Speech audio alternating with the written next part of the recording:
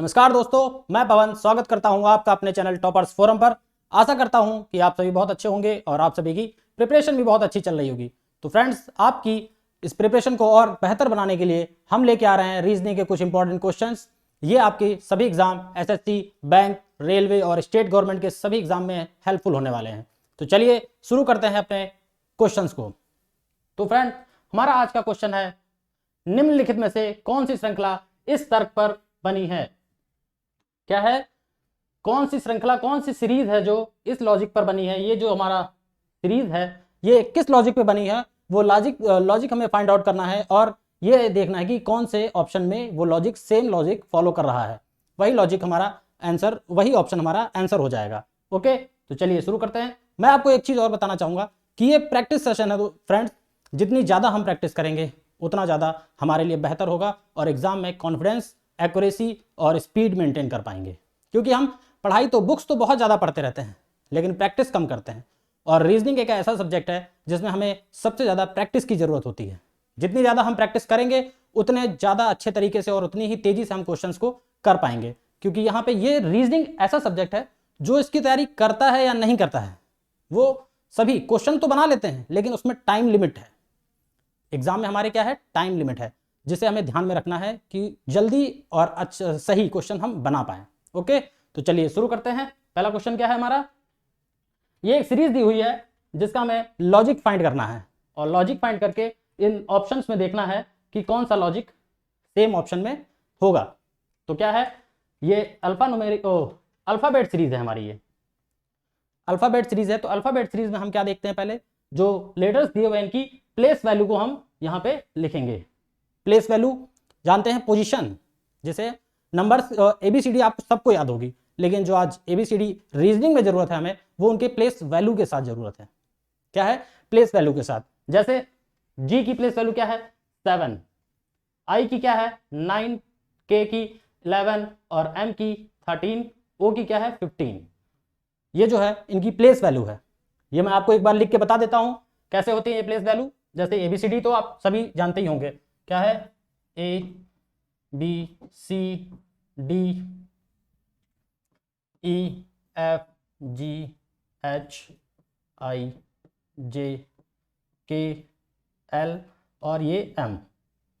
ये half order तक हम यहां ऐसे लिखेंगे और यहां से हम फिर उल्टी साइड लिखेंगे। यहां से हम शुरू करेंगे N, N O P Q R S T U V W X Y Z. ये क्या है? हमारी अल्फाबेट सीरीज है। जो टोटल नंबर कितने होते हैं अल्फाबेट में हमारे? 26। इनकी प्लेस वैल्यू अब हम यहीं पे लिख देते हैं।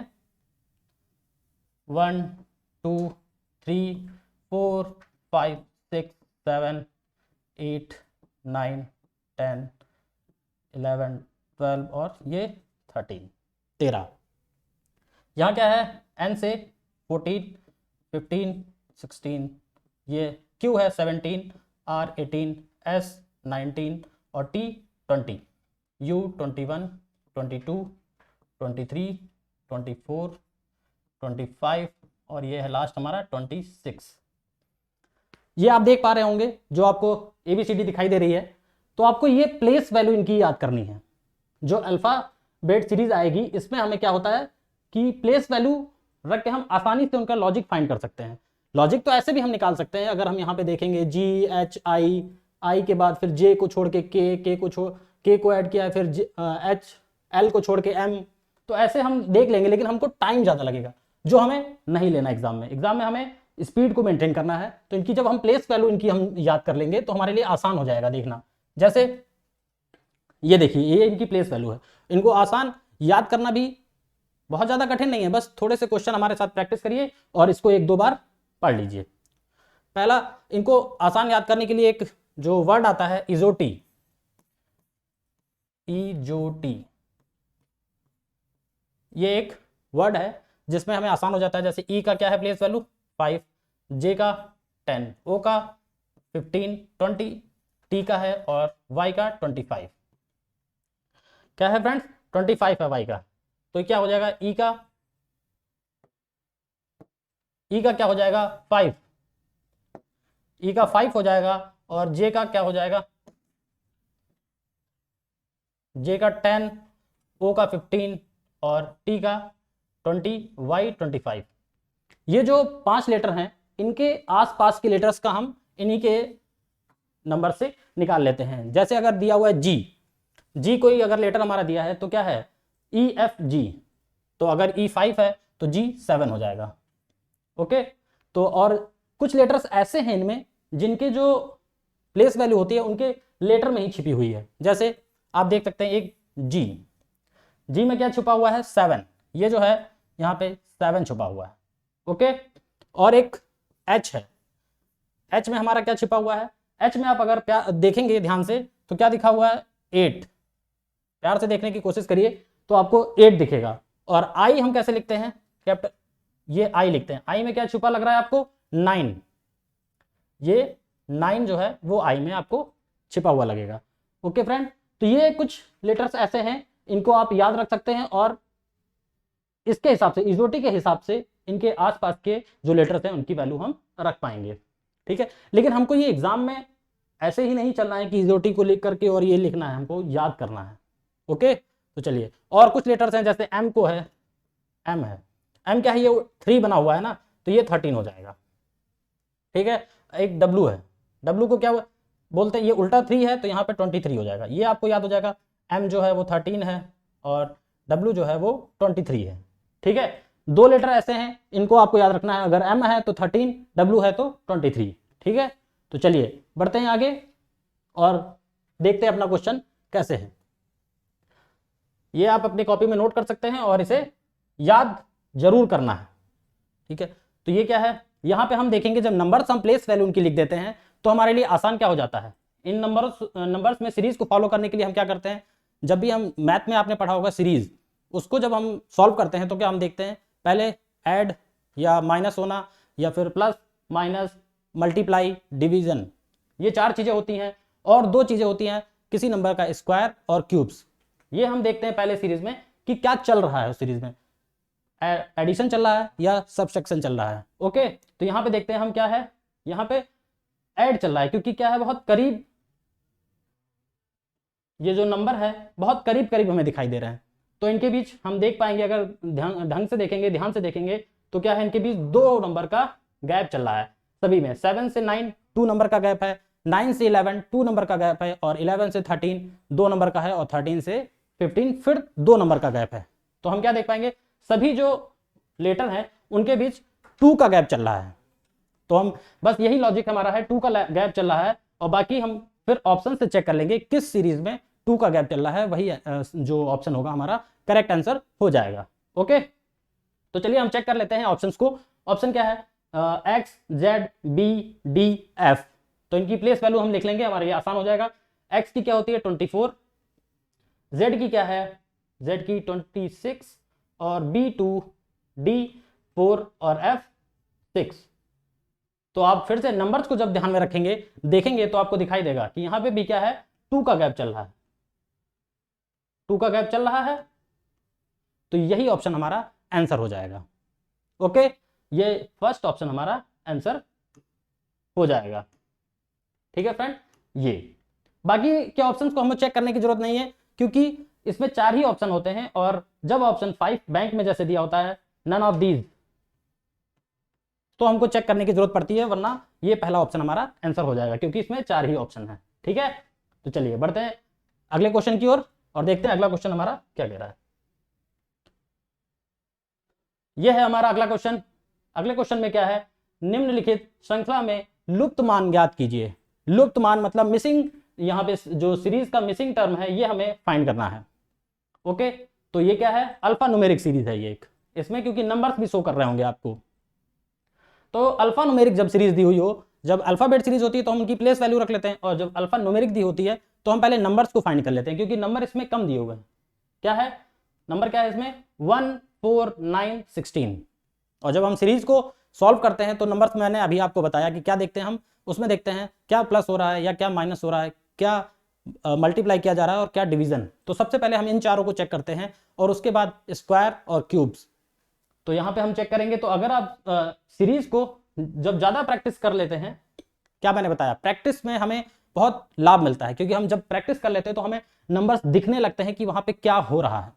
जैसे आप अभी देखेंगे तो आपको तो मैं दिखाता हूं, यहाँ पे क्या है 4 है, 4 क्या है, और 9 है, यहाँ क्या है 16 है। तो 4 क्या होता है हमारा 2 का स्क्वायर होता है, ये क्या है 2 का स्क्वायर है। 1 तो 1 की पावर कोई भी हो, 1 1 ही रहता है, तो यहाँ पे 1, यहाँ पे क्या है 2 की पावर 2, यहाँ पे 9 है, 9 क्या होता है 3 की पावर 2 होता है, ठीक है 3 स्क्वायर, और 16 क्या होता है 4 की पावर 2। ये हो जाएगा, पैटर्न हमारा क्या चल रहा है। और यहाँ पे भी अगर हम 2 की कर दें पावर, 1 की पावर 2, तो कोई फर्क नहीं पड़ेगा। तो हम सीरीज को देख के समझ पाएंगे कि अब क्या है। अगला टर्म हमारा क्या होगा 5 की पावर 2, क्या हो जाएगा 5 की पावर 2 हो जाएगा। तो आंसर हमारा यहाँ पे क्या हो जाएगा, क्वेश्चन 5 की पावर 2 का मतलब क्या होता है 25। तो न्यूमेरिक वैल्यू हमारी फाइंड हो जाएगी यहाँ पे 25, और इसको चेक कर ये जो 25 आ गया है, इसी को हम चेक कर लेंगे ऑप्शंस में कि किसी ऑप्शन में 25 है क्या। तो हम चेक करेंगे तो देखेंगे पहले ऑप्शन में और सेकंड ऑप्शन में हमारे 25 दिया हुआ है, तो मतलब बाकी की दो, जो तीसरा ऑप्शन और चौथा ऑप्शन हमारा, ये गलत हो जाएगा। पहले दो ऑप्शन है उनको हम देखेंगे, और चलिए आगे बढ़ते हैं। इन ऑप्शंस को भी चेक कर लेते हैं कि पहले और दूसरे में कौन सा ऑप्शन हमारा आंसर होगा। तो यहाँ पे क्या है, अब देखेंगे हम इनकी प्लेस वैल्यू। 1 की क्या ए की क्या है 1, C3, E5 और H8, I है ये, I की 9, M13 और R18 होता है। तो प्लेस वैल्यू से जब हम इनको फाइंड करने की कोशिश करेंगे तो हमारे लिए आसान हो जाएगा। जैसे यहाँ पे देखिए अब क्या है, इसमें सीरीज को फॉलो, जो लॉजिक है उनको फाइंड करने के कई तरीके हो सकते हैं। तो हम जो सीरीज को फॉलो करेंगे वो आसान तरीका होगा। सबसे क्या है इसमें, पहले से दूसरे टर्म को हम देखेंगे, पहले से क्या है दूसरे टर्म को देखेंगे। तो यहाँ पे हम क्या देखेंगे, हमें 4 का गैप दिखाई दे रहा है। पहले टर्म से दूसरे जो टर्म है उसका पहला देखेंगे तो क्या है ए से ई के बीच 4 का गैप दिखाई दे रहा है। आगे देखेंगे तो ऐसे ही उस थर्ड वाले के टर्म में हम देखेंगे पहले स्टेप में, तो यहाँ पे भी 4 का ही गैप दिखाई दे रहा है। 5 में अगर 4 ऐड करेंगे तो क्या आ जाएगा 9, यहाँ पे I9 है, और यही हम चेक करेंगे तो यहाँ पे भी क्या हो जाएगा 4 का गैप हो जाएगा। तो अगर ये सीरीज 4 के गैप पे चल रही है तो आगे क्या होगा, इसमें 4 ऐड कर देंगे और हम अपना आंसर देखेंगे। तो M में अगर हम 4 ऐड करेंगे तो यहाँ पे क्या आ जाएगा 17, और 17 नंबर हमारा कौन सा होता है Q जो होता है हमारा प्लेस वैल्यू Q की 17 होती है। ओके, तो Q ऑप्शन में देखेंगे और सेकेंड ऑप्शन हमारा सिर्फ Q वाला है जो हमारा आंसर हो जाएगा। ओके, चलिए बढ़ते हैं अगले क्वेश्चन की ओर। अगला क्वेश्चन हमारा क्या है, अगला क्वेश्चन दिया हुआ है विकल्पों में से कौन सा युग्म निम्नलिखित श्रृंखला को पूर्ण करता है। यहां पे भी हमें मिसिंग नंबर्स फाइंड करने हैं, जो मिसिंग वैल्यू दी हुई है, लेटर्स दिए हुए हैं, वो हमें फाइंड करने हैं। और अभी आपको मैंने जैसे पिछले 2 क्वेश्चनों से मैं बताते आ रहा हूं कि जब भी अल्फाबेट सीरीज दी हुई हो तो हम इनकी प्लेस वैल्यू रखेंगे और हमारे लिए आसान हो जाएगा। तो यहाँ पे भी चलिए प्लेस वैल्यू रख के इनकी पोजीशन रख के देख लेते हैं। क्या है, ए की प्लेस वैल्यू क्या होती है 1, F6, K11 और U21। तो हम यहाँ पे अभी देखेंगे तो हमको कुछ समझ में नहीं आ रहा होगा, लेकिन जब इनके बीच का गैप देखेंगे, क्योंकि ये नंबर्स जो हैं बहुत तेजी से इंक्रीज नहीं हो रहे हैं, तो इनके में ऐड या माइनस ही कुछ हुआ होगा। तो देखते हैं यहाँ पे क्या हुआ है, यहाँ पे क्या दिखाई दे रहा है, ए से अगर 6 होगा तो क्या हो जाएगा 5 का गैप आ रहा है यहाँ पे, और 6 से 11 देखेंगे तो यहाँ पे भी 5 का गैप बन रहा है। ओके, आगे सीरीज दी नहीं हुई है तो हम इसको चेक कर लेते हैं कि क्या यहाँ पे भी 5 का गैप बन रहा है। अगर यहाँ पे 5 का गैप से लेटर आता है, वो लेटर 5 के गैप से यू से मैच करता है कि नहीं, ये चेक कर लेंगे और उस हिसाब से अपना आंसर देने की कोशिश करेंगे। तो क्या है, यहाँ पे अगर हम 11 में 5 ऐड करते हैं तो क्या हो जाएगा 16, और 16 हमारा कौन सा लेटर होता है पी लेटर हमारा 16 नंबर पे होता है। तो यहाँ पे हमारा अगर हम पी रखते हैं, यहाँ पे अगर हम पी रखते हैं जो 16 नंबर पे है, और फिर चेक करते हैं कि ये जो गैप है इनके बीच क्या 5 का ही मेंटेन है या नहीं। तो यहाँ पे हम देखेंगे अगर 16 में हम 5 ऐड करते हैं तो क्या हो जाएगा 21 हो जाएगा। तो ये हमारा सही है सीरीज। जब ये सही हो जाएगी तो आगे भी हम यही सीरीज को फॉलो करेंगे और आंसर दे देंगे अपना। तो आगे 5 अगर ऐड करेंगे तो क्या हो जाएगा 26, और 26 क्या होता है हमारा Z। Z जो है हमारा 26 होता है। तो आंसर हमारा क्या हो जाएगा, PZ, ऑप्शन नंबर 4 हमारा आंसर हो जाएगा। ओके, तो चलिए बढ़ते हैं अगले क्वेश्चन की ओर। अगला क्वेश्चन हमारा क्या है, एक इलाके में 4 दोस्त रहते हैं। कोई एक इलाका है जहां 4 दोस्त रहते हैं।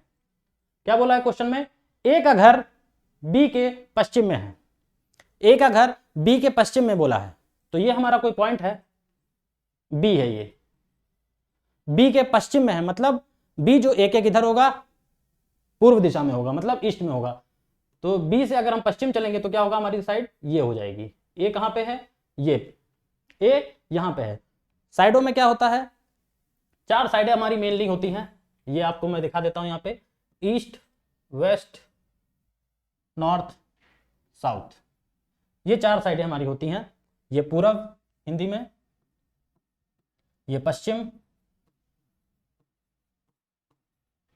और ये दक्षिण,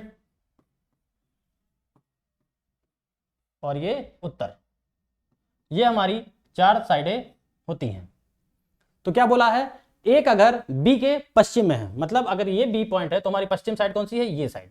ये हमारी साइड क्या है, पश्चिम है, और जिधर हमारा फेस होता है उधर ही को हम एरो लगाते हैं। ठीक है, आगे क्या बोला है, बी का घर सी के दक्षिण में है। बी का घर जो है वो सी के दक्षिण में है, और दक्षिण हमारी साइड कौन सी है, नीचे की साइड है। तो लेकिन सी के सापेक्ष बोला है घर कौन सा है, क्योंकि ये देखिए बी का घर सी के दक्षिण में है, मतलब जो सी पॉइंट होगा वो बी के किधर होगा, उत्तर साइड होगा। ठीक है, तो ये मान लीजिए कोई सी पॉइंट है और इसके दक्षिण में बी है, तो इसका हमारा फेस इधर है, तो एरो इधर हो जाएगा। ये पॉइंट हमारा क्या हो जाएगा, सी। ओके, चलिए आगे क्या कह रहा है क्वेश्चन हमसे, और सी का घर डी के पूर्व में है। क्या है, सी का घर जो है डी के पूर्व में है, मतलब जो डी का घर है वो सी के किधर होगा, पश्चिम में होगा। तो डी हमारा कोई ये पॉइंट हो जाएगा, और क्या बोला है, डी के पूरब में है सी, तो ये फेस हमारा इधर हो जाएगा। फेस क्या हो जाएगा हमारा, ए ई की साइड, सी की साइड हो जाएगा। ये फिगर हमारा बन गया। अब पूछा क्या है हमसे क्वेश्चन में, पूछा गया है बी का घर डी के किस दिशा में है। जो बी का घर है वो डी के किस दिशा में है, डी से पूछा है बी का घर किस डायरेक्शन में है। बीस houses in which direction of D's. क्या पूछा हमसे, बी का डायरेक्शन पूछा है डी के सापेक्ष। तो ये हमारी साइड कौन सी हो जाएगी, ये हमारी साइड हो जाएगी साउथ ईस्ट। ओके, ये हमारी दक्षिण पूर्व दिशा हो जाएगी। ये आप देख पा रहे होंगे जैसे कि ये साइड है हमारी, ये कौन सी साइड हमारी हो जाएगी, साउथ ईस्ट हमारी ये साइड हो जाएगी। तो आंसर नंबर हमारा कौन सा हो जाएगा, साउथ ईस्ट, सेकंड ऑप्शन हमारा आंसर हो जाएगा। ओके, चलिए बढ़ते हैं अगले क्वेश्चन की ओर और देखते हैं अगला क्वेश्चन हमारा क्या कह रहा है। अगला क्वेश्चन बोला y 6 मीटर पश्चिम में चलता है। y कोई पॉइंट है जो 6 मीटर पश्चिम में चलता है। तो मान लेते हैं हम ये कोई पॉइंट y है, ठीक है, ये यहां से चलना शुरू करता है और पश्चिम में जो है वेस्ट साइड 6 मीटर चलता है। यहां से वेस्ट साइड ये 6 मीटर चलता है, फिर दाएं मुड़ता है। यहां पहुंचने के बाद 6 मीटर चलने के बाद वह दाएं मुड़ता है, राइट टर्न होता है एंड वॉक्स 8 मीटर। यहां से वो राइट टर्न लेता है और 8 मीटर चलता है। राइट टर्न क्या होता है, राइट टर्न होता है फ्रेंड्स क्लॉकवाइज। जब हमें राइट मुड़ना होता है तो हम क्लॉकवाइज मुड़ते हैं, और यहां पे एंगल नहीं कोई बताया है तो हम 90 डिग्री क्लॉकवाइज मुड़ेंगे। ओके, तो 90 डिग्री क्लॉकवाइज हमारा क्या होगा, ये यहां पे क्या है, और 8 मीटर चलता है, जो ये है y यहां से 8 मीटर चलता है। ये हमारे पहुंच गए यहां पे। उसके बाद क्या बोला क्वेश्चन में, अपने प्रारंभिक बिंदु पर पहुंचने के लिए उसके द्वारा चली गई न्यूनतम दूरी। क्या पूछा गया हमसे, न्यूनतम आवश्यक दूरी क्या होगी। तो दूरी हमसे क्या पूछा है, अपने प्रारंभिक बिंदु पर वापस, यहां से अगर वो ये दूरी, क्योंकि हमारा प्रारंभिक बिंदु कौन सा है, ये जो हमारा है ये प्रारंभिक बिंदु है हमारा, ठीक है। यहां से इसकी ये दूरी क्या होगी, ये हमसे पूछा गया है। एक मिनट में फिगर क्लियर कर देता हूं।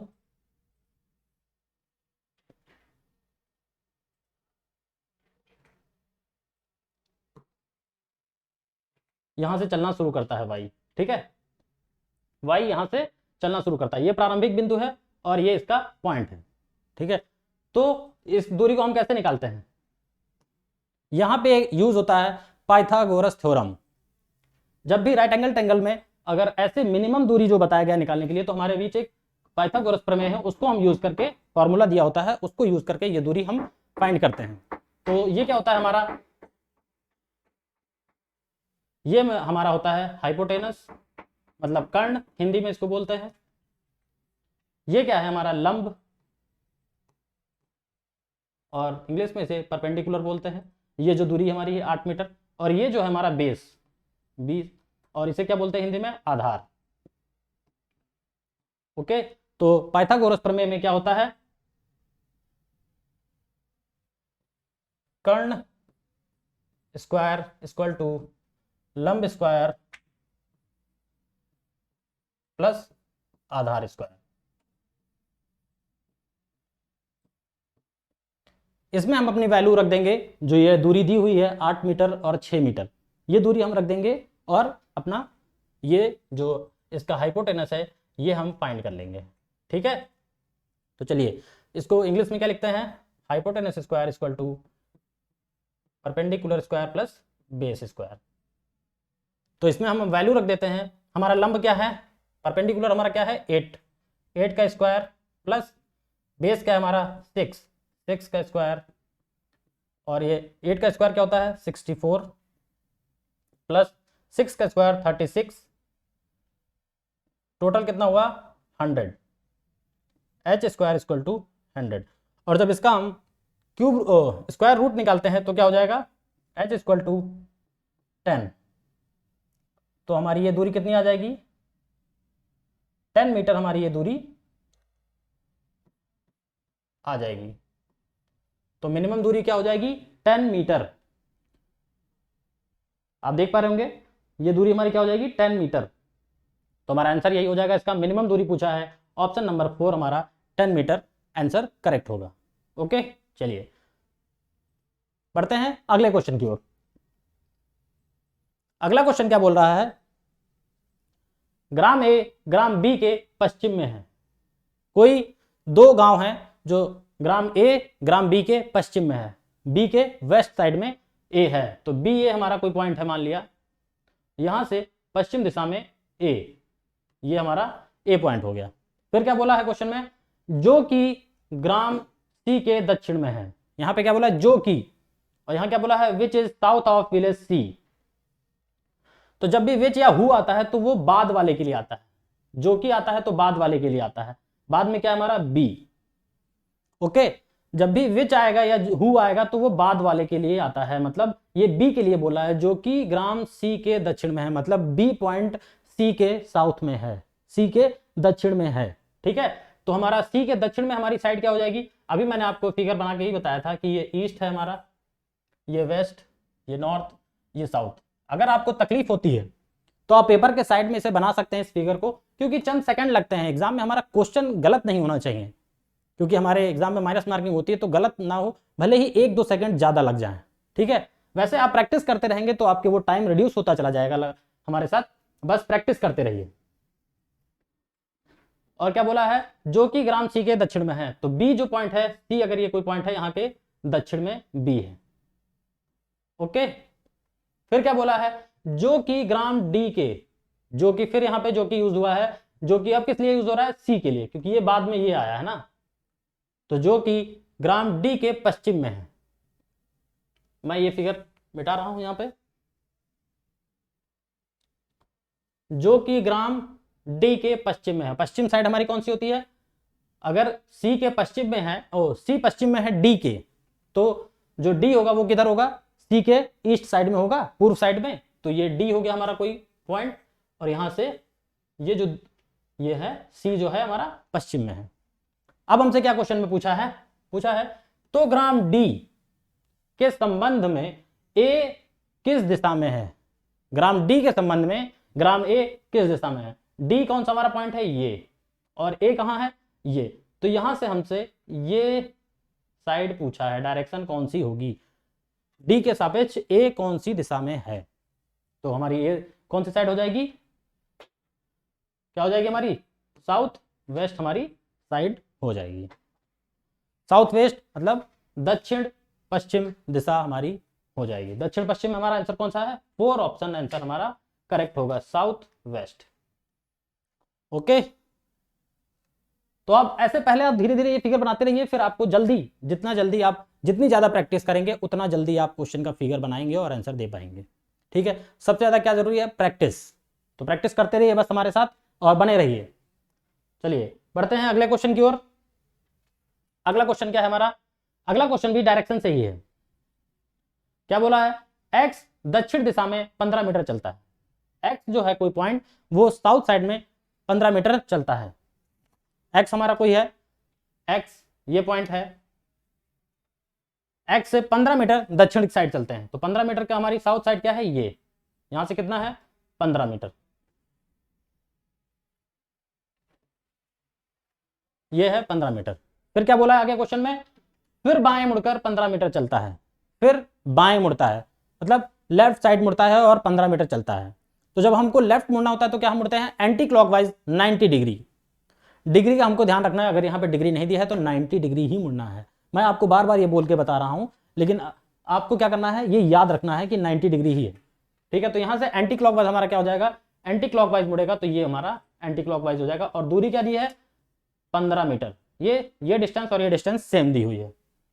फिर क्या आगे क्या बोला है, और पुनः बाएं मुड़कर 15 मीटर चला। यहां से फिर से वह बाएं मुड़ता है। तो बाएं मुड़ता किधर है, बाएं मतलब वही एंटी क्लॉकवाइज ये चलता है। और दूरी क्या दी हुई है, 15 मीटर। यहां पे भी 15 मीटर चलता है।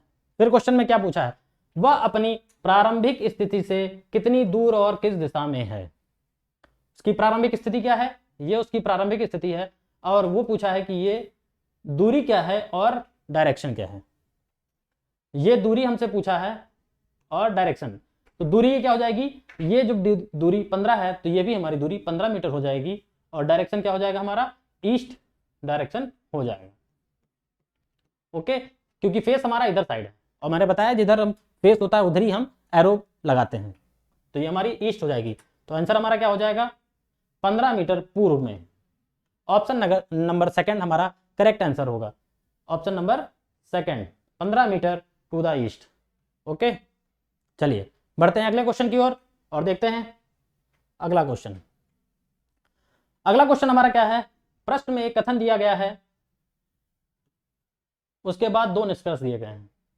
प्रश्न में क्या है, एक स्टेटमेंट दिया गया है और 2 उसके कंक्लूजन दिए गए हैं। हमको क्या करना है, हमको स्टेटमेंट को ट्रू मानना है और यह तय करना है कि जो कंक्लूजन दिए गए हैं वो स्टेटमेंट के हिसाब से स्टेटमेंट को फॉलो करते हैं या नहीं। ठीक है, तो हमको ये फाइंड आउट करता है। ये लॉजिकल रीजनिंग का क्वेश्चन है फ्रेंड। तो मैं आपको कुछ बात इसमें बता देता हूं पहले ही कि लॉजिकल रीजनिंग में क्या होता है। लॉजिकल रीजनिंग में एक स्टेटमेंट है और उसके 2 कंक्लूजन दिए हुए हैं, उनको फॉलो करते हुए हमको देखना है कि ये जो कंक्लूजन इनको दिए हुए हैं वो स्टेटमेंट को फॉलो कर रहे हैं या नहीं। तो इसमें हम क्या करते हैं, स्टेटमेंट को ही हमें ट्रू मानना होता है। स्टेटमेंट के बारे में ज्यादा सोचना नहीं है, जो लिखा है वही सत्य है। ठीक है, और क्या है, अपने पर्सनल व्यू नहीं देना है, इमोशनल अटैच नहीं होना है इस स्टेटमेंट से, क्योंकि आप पढ़ेंगे और फिर सोचने लगेंगे उस बारे में। तो सोचना नहीं है, बस स्टेटमेंट को ही सही मान करके ये कंक्लूजन इसका पढ़ना है और आंसर दे देना है। ठीक है, और जब भी स्टेटमेंट में अगर कोई गवर्नमेंट पॉलिसी दी हुई है तो उसके फेवर में रहेंगे, हम हमेशा पॉजिटिव सोचेंगे, नेगेटिव नहीं, पॉजिटिव सोचने की कोशिश करेंगे। ठीक है, तो चलिए बढ़ते हैं आगे और देखते हैं क्या है हमारा स्टेटमेंट। स्टेटमेंट दिया हुआ है, कोई भी देश इन दिनों पूर्ण रूप से आत्मनिर्भर नहीं है। क्या बोला है, कोई भी देश इन दिनों पूर्ण रूप से आत्मनिर्भर नहीं है। तो ये स्टेटमेंट हो गया हमारा। और कंक्लूजन देखते हैं क्या है। पहला कंक्लूजन बोला है, किसी देश द्वारा अपनी सभी आवश्यकताओं का विकास और उत्पादन करना असंभव है। सभी आवश्यकताओं का विकास और उत्पादन करना असंभव है। और हमारे स्टेटमेंट में क्या बोला है, कोई भी नहीं है, पहले से ही नेगेटिव बोला है, तो हम ये सही मान सकते हैं। ठीक है, यही ऑप्शन हमारा सही है। जो कंक्लूजन फर्स्ट है ये हमारा जो है सही है। और ये पढ़ते हैं सेकंड कंक्लूजन क्या है। सेकंड कंक्लूजन बोला है, सामान्य रूप से देशवासी आलसी हो गए हैं। सामान्य रूप से देशवासी आलसी हो गए हैं। लेकिन स्टेटमेंट में ऐसी कोई बात ही नहीं हुई है, देशवासी को लेकर के कोई बात नहीं हुई है। तो जब बात ही नहीं हो तो उसको हमें कोई लेना देना नहीं है, ये जो कंक्लूजन है हमारा ये गलत हो जाएगा। ओके, तो हमारा कंक्लूजन सेकंड गलत होगा और कंक्लूजन फर्स्ट सही होगा। तो आंसर क्या हो जाएगा हमारा, केवल निष्कर्ष एक अनुसरण करता है। ऑप्शन नंबर फर्स्ट हमारा आंसर हो जाएगा। ओके, चलिए बढ़ते हैं अगले क्वेश्चन की ओर और देखते हैं क्या है अगला क्वेश्चन। ये क्वेश्चन नंबर 8 का इंग्लिश है, आप देख सकते हैं इसे भी, और इसमें आंसर क्या है हमारा, conclusion only first follows. Okay, चलिए देख लीजिए आप। बढ़ते हैं अगले क्वेश्चन की ओर। अगला क्वेश्चन क्या है हमारा, ये भी लॉजिकल रीजनिंग से ही है। निम्नलिखित में प्रश्न में एक कथन दिया है, उसके दो तर्क दिए गए हैं। यहां पे एक स्टेटमेंट है और उसके दो आर्गुमेंट दिए हुए हैं, और हमें आर्गुमेंट्स स्टेटमेंट को पढ़ के पता लगाना है कि वो जो आर्गुमेंट दिए हैं वो सही हैं या नहीं, मतलब वो स्ट्रांग है या वीक है। आर्गुमेंट क्या होते हैं, एक या तो स्ट्रांग हो सकता है या वीक हो सकता है, उसके सिवा कोई ऑप्शन नहीं है। या तो हम हाँ में कहेंगे किसी को जवाब देंगे या नहीं में। तो यहाँ पे क्या है, लेकिन हमको क्या बताना होता है, हाँ या नहीं के पीछे का रीजन बताना होता है कि हम किस कारण, अगर किसी चीज को हम मना कर रहे हैं तो क्यों, उसका रीजन क्या है। ठीक है, अगर हम किसी कारण को कह रहे हैं कि हाँ ये सही है तो उसका रीजन क्या है, यहाँ पे रीजन सहित हमको बताना होता है आर्गुमेंट में। ओके, तो क्या बोला है स्टेटमेंट हमारा, बोला है क्या दिल्ली में नए बड़े उद्योग शुरू किए जाने चाहिए, क्या दिल्ली में नए बड़े उद्योग शुरू किए जाने चाहिए, स्टेटमेंट ये बोला है। और हमको, मैंने आपको पहले ही बताया कि हमें स्टेटमेंट के बारे में ज्यादा सोचना नहीं है, जो स्टेटमेंट दिया है उसी को पढ़ना है और उसके हिसाब से हमें जो कंक्लूजन या आर्गुमेंट दिया है उसको देखना है कि वो फॉलो कर रहा है, स्ट्रांग है या वीक है। ओके, तो बढ़ते हैं हमारे आर्गुमेंट की तरफ। हमारा आर्गुमेंट क्या बोल रहा है, पहला आर्गुमेंट बोला है नहीं, आगे का रीजन क्या है, यह शहर के प्रदूषण को बढ़ाएगा। ऑफ कोर्स जब भी इंडस्ट्री बढ़ेगी तो पॉल्यूशन बढ़ेगा, और दिल्ली में तो हमें सोचना नहीं है, लेकिन हाँ पॉल्यूशन वैसे भी बहुत ज्यादा है। तो क्या है, क्या दिल्ली में नए बड़े उद्योग शुरू किए जाने चाहिए, तो पहला तर्क हमारा क्या है, यह शहर के प्रदूषण को बढ़ाएगा। ये बिल्कुल सही सत्य वचन है, ये बिल्कुल सही आर्गुमेंट है कि हाँ वो पॉल्यूशन को बढ़ाएगा। आइए पढ़ते हैं सेकंड आर्गुमेंट क्या दिया है, हाँ यह रोजगार के अवसर प्रदान करेगा। सेकंड ऑप्शन में रोजगार को लेकर बोला गया है कि रोजगार के अवसर प्रदान करेगा। तो बिल्कुल अगर इंडस्ट्री बढ़ेगी तो हमारा एम्प्लॉयमेंट भी बढ़ेगा, लेकिन साथ ही साथ पॉल्यूशन भी बढ़ेगा। तो पॉल्यूशन के चक्कर में हम एम्प्लॉयमेंट को ज्यादा गिरा नहीं सकते, इसीलिए यह भी ऑप्शन हमारा करेक्ट होगा। ओके, तो क्या बोला है, जो कि हमारी सबसे ज्यादा जरूरत है इस टाइम पे एम्प्लॉयमेंट की इंडिया में, तो अपने पर्सनल व्यू नहीं देने हैं, फिर भी एक बार यह है कि ये तो सही है हमारा जो तर्क दूसरा है, तो हमारे दोनों जो तर्क हैं आर्गुमेंट है वो सही होंगे। क्या होंगे, सही होंगे। तो दोनों तर्क फर्स्ट एंड टू प्रबल स्ट्रांग होंगे। ऑप्शन नंबर 3 हमारा आंसर हो जाएगा। ठीक है, इसी का इंग्लिश आगे दिया हुआ है, आप देख सकते हैं, both argument 1 and 2 are strong. Okay, चलिए बढ़ते हैं अगले क्वेश्चन की ओर। अगला क्वेश्चन भी हमारा लॉजिकल रीजनिंग से ही है, तो पढ़ते हैं। प्रश्न में 2 कथन दिए गए हैं, इसके बाद 3 निष्कर्ष दिए गए हैं। 2 स्टेटमेंट दिए गए हैं और उनके 3 कंक्लूजन दिए गए हैं, और हमको देखना है स्टेटमेंट को ट्रू मानना है और देखना है कि कौन सा जो कंक्लूजन है वो फॉलो करता है। ठीक है, हमको इसके इंस्ट्रक्शंस बहुत अच्छे से पढ़ने हैं, क्योंकि कभी कभी इंस्ट्रक्शंस में यहाँ दे देता है कथन को नहीं अनुसरण करता है और हम पढ़ते ही नहीं हैं, हम सीधे आंसर शुरू करते हैं और ऑप्शन जो है उसको टिक करते करके आगे बढ़ जाते हैं। नहीं दोस्तों, हमको इसके इंस्ट्रक्शन भी बहुत अच्छे से पढ़ने हैं। ठीक है, क्योंकि हमारा क्वेश्चन ना गलत होने पाए, बस 2 सेकंड लगना है हमको पढ़ने में, तो हम वो पढ़ लेते हैं। चलिए स्टेटमेंट पढ़ते हैं, और स्टेटमेंट क्या बोला है, कई व्यावसायिक कार्यालय 2 से 8 मंजिलों वाली इमारतों में स्थित हैं। कई व्यावसायिक कार्यालय हैं जो 2 से 8 मंजिलों वाली इमारतों में स्थित हैं। और स्टेटमेंट सेकंड क्या है, यदि किसी इमारत में 3 से अधिक मंजिलें हैं तो उसमें एक लिफ्ट है। ठीक है, चलिए ये स्टेटमेंट है। कंक्लूजन पढ़ते हैं। लिफ्ट द्वारा सभी मंजिलों पर पहुंचा जा सकता है। लिफ्ट द्वारा सभी मंजिलों पर पहुंचा जा सकता है, ये कंक्लूजन हमारा सही होगा, क्योंकि लिफ्ट से हम सभी मंजिलों पर पहुंच सकते हैं। लेकिन इसमें एक चीज नहीं बताई है, जो हमारे स्टेटमेंट सेकंड में बोला गया है, इमारत में 3 से अधिक मंजिलें हैं तो लिफ्ट होगी, लेकिन यहाँ पे इमारतें हमें शो ही नहीं किया है। तो हमारा क्या हो जाएगा, ये जो कंक्लूजन है ये रॉन्ग हो जाएगा। ठीक है, चलिए पढ़ते हैं। अगला कंक्लूजन क्या है हमारा, सेकंड कंक्लूजन है केवल तीसरी मंजिल से ऊपर, केवल तीसरी मंजिल से ऊपर की मंजिलों में लिफ्ट है। तो यहां पे केवल वर्ड लगा करके इसने गलत कर दिया, क्योंकि केवल नहीं हो सकता। अगर लिफ्ट होगी तो नीचे से शुरू होकर ऊपर की मंजिलों तक जाएगी। ठीक है, तो यहां पे केवल तीसरी मंजिल से ऊपर नहीं, तो ये कंक्लूजन सेकंड भी हमारा रॉन्ग हो जाएगा। पढ़ते हैं अगला कंक्लूजन हमारा क्या है, सातवीं मंजिल पर लिफ्ट है, सातवीं मंजिल पर लिफ्ट है। तो स्टेटमेंट सेकंड में जो बोला है उसके हिसाब से सातवीं, जो ये सातवीं मंजिल पर लिफ्ट है, ये सही होगा। क्यों? क्योंकि 3 से अधिक मंजिलों पर लिफ्ट है। ठीक है, उसमें बोला है। तो ये हमारा जो कंक्लूजन थर्ड है ये सही होगा, और इस हिसाब से हमारा ऑप्शन कौन सा सही होगा, थर्ड ऑप्शन हमारा केवल निष्कर्ष थर्ड अनुसरण करता है। ओके, चलिए देखते हैं अगला क्वेश्चन। ये उसका इंग्लिश है, ऑप्शन नंबर थर्ड हमारा करेक्ट आंसर होगा। क्वेश्चन नंबर अगला हम देखते हैं, क्या दिया हुआ है, शब्द फ्लेम्बोयांट के अक्षरों से कौन सा शब्द नहीं बनाया जा सकता।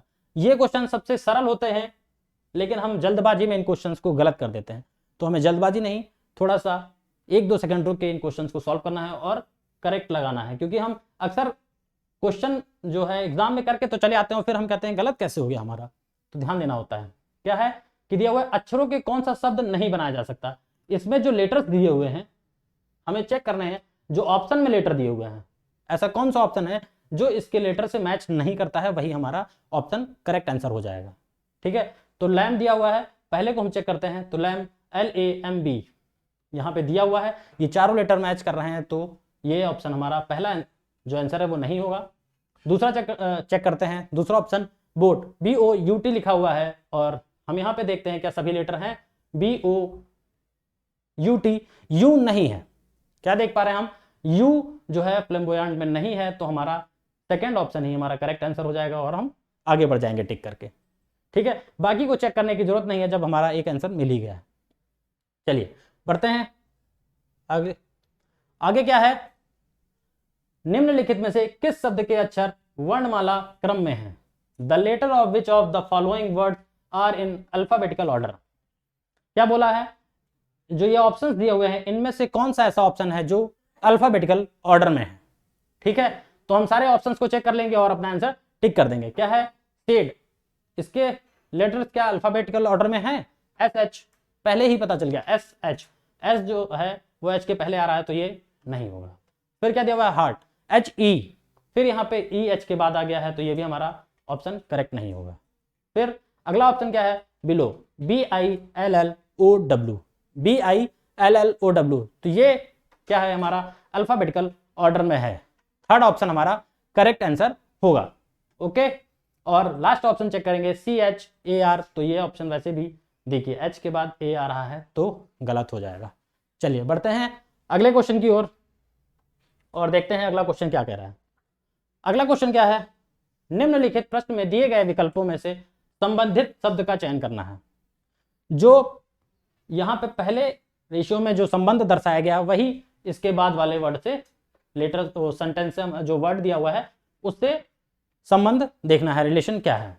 तो पहले क्या है, हिरन, और आगे उसका संबंध किससे है, हिरन का बच्चा, तो आगे इसका क्या हो जाएगा, घोड़ा, और ऑप्शन में देखेंगे तो सेकंड नंबर ऑप्शन हमारा आंसर हो जाएगा घोड़े का बच्चा, जो दोनों में रिलेशन सेम है।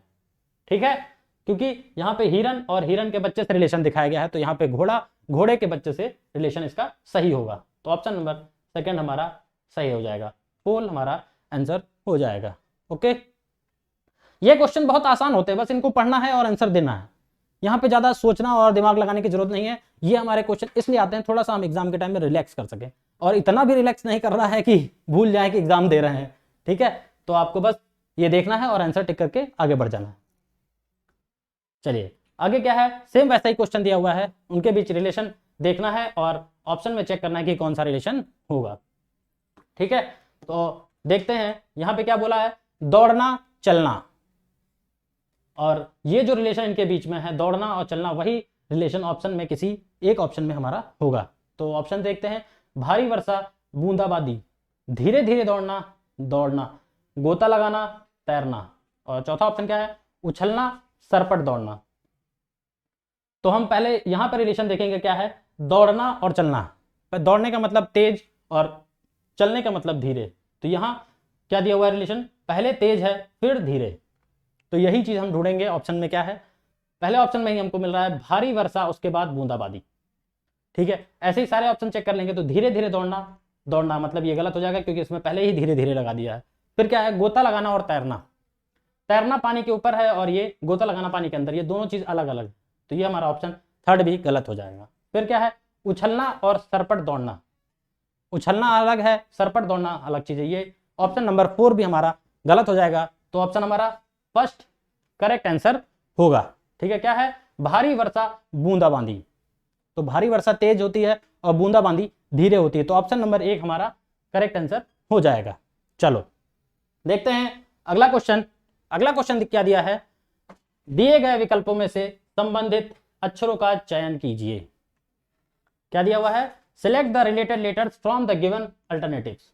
हमें इनके बीच रिलेशन फाइंड करना है और आगे जो टर्म मिसिंग है उसको देखना है कि कौन सी टर्म होगी यहां पे। ठीक है, तो हम चलिए चेक करते हैं। और अभी जैसे पहले क्वेश्चन में बताया, जब ऐसा कोई अल्फाबेटिकल जो सीरीज आए तो उसमें क्या होता है, प्लेस वैल्यू उनकी लिख लेते हैं और हम आंसर को फाइंड आउट करने की कोशिश करते हैं। तो यहां पे अगर हम प्लेस वैल्यू लिखे तो ई की प्लेस वैल्यू क्या है 5, एच की क्या है 8 और वी की क्या है 22, एस 19, एम 13 और जे 10। ये इनकी प्लेस वैल्यू है और हमको क्या फाइंड आउट करना है, इनके बीच जो रिलेशन होगा वही यहां पे मिसिंग टर्म और इनके बीच रिलेशन होगा। ठीक है, तो यहां पे हम देखते हैं ई का रिलेशन, ई एच का रिलेशन वी एस से कैसे है। तो अगर आप जब वही मैंने बताया जो आपको कि प्रैक्टिस जितनी ज्यादा होगी हमारे देखने का नजरिया वैसे ही बदल जाएगा। तो आप देख पाएंगे कि 5 और 8 का यहां पे 22 और 19 से क्या रिलेशन हो सकता है। हम देखेंगे ध्यान से तो हमें क्या दिखेगा, ई और वी इन दोनों को अगर हम ऐड करते हैं तो क्या होता है 27। और मैंने अभी जो आपको बताया था यहां पे लिख के, जब भी अल्फाबेट के अपोजिट लेटर जो होता है उसका जो एडिशन होता है वो 27 होता है। जैसे ई जो है वी का अपोजिट लेटर है तो इसका एडिशन क्या है 27 है। वैसे ही एच और एस का जो है अपोजिट लेटर है, दोनों का एडिशन क्या है 27, इनका भी 27 है। तो क्या हमें लॉजिक मिला, जो अपोजिट लेटर यहां लिखा हुआ है क्या है, ये अपोजिट लेटर, इसका जो है अपोजिट लेटर यहां लिखा हुआ है और इसका अपोजिट लेटर ये लिखा हुआ है। ठीक है, तो ये रिलेशन, यही रिलेशन हम यहां पे चेक करेंगे और आंसर अपना टिक कर देंगे। तो एम का अपोजिट लेटर क्या होता है, अगर अपोजिट लेटर आपको निकालना नहीं आता है तो एक तरीका है, जैसे ये 13 है, इनकी प्लेस वैल्यू 13 है, तो अगर लास्ट से हमें इनका निकालना होता है तो 27 से माइनस करके हम अपोजिट लेटर निकाल लेते हैं। तो यहाँ पे 27 से अगर हम 13 को माइनस करेंगे तो क्या हो जाएगा 14 हो जाएगा, और 14 हमारा लेटर कौन सा हो जाएगा एन। तो एन लेटर हमारा एम का अपोजिट हो जाएगा। वैसे ही 10 का अपोजिट क्या हो जाएगा क्यू, 17 हो जाएगा, और एन का जो जे का अपोजिट लेटर क्या हो जाएगा क्यू हो जाएगा। ओके, तो ये हमारा आंसर क्या हो जाएगा एन क्यू, जो कि हमारा ऑप्शन नंबर 4 में दिया हुआ है, और ऑप्शन नंबर 4 हमारा करेक्ट आंसर हो जाएगा। ठीक है, आई होप आप सभी समझ पा रहे होंगे। तो चलिए बढ़ते हैं अगले क्वेश्चन की ओर। अगला क्वेश्चन हमारा क्या है, वह विकल्प ज्ञात कीजिए जो दिए गए समूह और वर्ग का सदस्य हो। इन ऑप्शंस में चेक करना है कि जो ये सीरीज दी हुई है, ये सीरीज है या जिनके बीच संबंध है वही संबंध हमारे इन ऑप्शंस में किसी एक से है। ठीक है, तो क्या बोला है, ताला लगाना, बंद करना, बांधना। ताला लगाना, बंद करना और बांधना, ये क्या है, सभी चीजें एक बंद करने से रिलेटेड हैं। तो हमारे ऑप्शन में हम देखते हैं कि इनसे क्या मिलता जुलता वर्ड जो है यहाँ पे लिखा हुआ है। तो पहला क्या है खोलना, ताला लगाना, बंद करना, बांधना, खोलना मैच नहीं कर रहा है, ये ऑप्शन हमारा गलत हो जाएगा। फिर क्या है सेकंड ऑप्शन खिड़की, खिड़की भी हमारा ऑप्शन कोई मैच नहीं कर रहा है। तीसरा ऑप्शन हमारा क्या है बंद, ये ऑप्शन हमारा मैच कर सकता है, लेकिन हम चारों ऑप्शन चेक कर लेते हैं। तो फोर्थ ऑप्शन हमारा क्या है दरवाजा, ताला लगाना, बंद करना, बांधना, दरवाजा से हमें कोई मतलब नहीं है। यहाँ पे क्या ऑप्शन हमारा थर्ड हमारा आंसर हो जाएगा बंद, यहाँ पे क्या आ जाएगा बंद आ जाएगा। ताला लगाना, बंद करना और बांधना, बंद से रिलेटेड है। ठीक है, चलिए बढ़ते हैं अगले क्वेश्चन की ओर और देखते हैं अगला क्वेश्चन क्या है। लुप्त संख्या ज्ञात कीजिए, फाइंड द मिसिंग नंबर्स। हमें यहाँ पे मिसिंग नंबर फाइंड करना है और देखना है कि इसमें कौन सा लॉजिक लग रहा है, उसी लॉजिक के थ्रू हमें आगे की टर्म फाइंड कर लेनी है। तो सीरीज को अगर हम देखेंगे तो मैंने बताया उसमें क्या हो रहा होगा, प्लस हो रहा होगा या माइनस या फिर डिवीजन और मल्टीप्लिकेशन हो रहा होता है। और दो चीज़ें और हैं, क्या है, स्क्वायर और क्यूब। ये जब चीज़ें हम चेक कर लेते हैं और लॉजिक फाइंड करने की कोशिश करते हैं। तो यहाँ पे अगर हम देखें नंबर्स को तो क्या है, 1 4 27 256, क्या लिखा हुआ है, 1 4 27 256 लिखा हुआ है। तो हम देख पाएंगे 4 क्या है, 2 की पावर 2, 4 क्या होता है 2 की पावर 2, और 27 क्या होता है 3 की पावर 3। यहाँ पे क्या है, फिर 1 है, 1 की पावर कुछ भी हो हमें कोई फर्क नहीं पड़ता है, 1 की पावर 1, 2 की पावर 2 और 3 की पावर 3। तो ये क्या हो जाएगा हमारा 4 की पावर 4। ठीक है, ये सीरीज क्या चल रही है, नंबर्स बढ़ते हुए चल रहे हैं और उनकी पावर भी वही हो जा रही है, जो नंबर है वही उनकी पावर है। तो यहाँ पे हमारा क्या हो जाएगा लॉजिक, 5 की पावर 5 हमारा यहाँ पे नंबर आएगा। अब ये 5 की पावर 5 कैसे निकालना है, ये हमको थोड़ा मुश्किल हो जाएगा। तो आपको ऐसे देखना है, 5 का स्क्वायर पहले इनकी जो पावर्स को है डिवाइड कर देंगे, ऐसे लिख लेंगे, जो हमारे लिए आसान हो जाएगा फाइंड करना। क्या हो जाता है, यहाँ पे क्या हो जाएगा 25 ये हो जाएगा और ये 25 हो जाएगा, ये क्या हो जाएगा 5। और हमें स्क्वायर मिनिमम 30 तक तो याद होने ही चाहिए, स्क्वायर और क्यूब हमें मिनिमम 30 तक याद तो होनी चाहिए। ये आपके मैथ रीजनिंग दोनों में ही काम आने वाले हैं, क्योंकि इनके बिना काम नहीं चल सकता, ये हमारी स्पीड को बढ़ाते हैं। ठीक है, तो यहाँ पे आप देखेंगे 25 का स्क्वायर क्या हो जाएगा 625, और इसमें 5 का इंटू अगर हम करेंगे तो क्या हो जाएगा 3125, ये जो हमारा आंसर हो जाएगा। तो ऑप्शन नंबर 1 हमारा आंसर हो जाएगा 3125। ओके, तो चलिए बढ़ते हैं अगले क्वेश्चन की ओर और देखते हैं अगला क्वेश्चन क्या है।